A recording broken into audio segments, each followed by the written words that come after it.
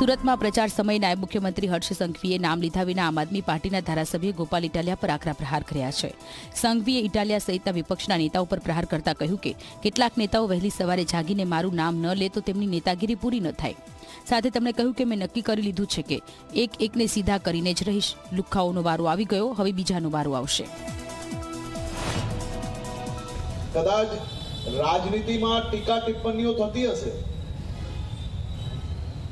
અને હું તો એનો સૌથી મોટો સાક્ષી છું, કારણ કે વહેલી સવારે જાગે એટલે 5, 25, 50, 100 લોકોની નેતાગીરી તો હર્ષ સંઘવીને સવારથી 100 વાર નામ ના લે તો એની નેતાગીરી જ ના પૂરી થાય।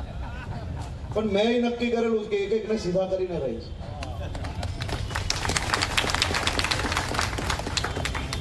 લુખ્ખા ટપોરીઓનો વારો લાગી ગયો, હવે બીજાનો વારો લાગશે, પણ લાગશે બધાનો।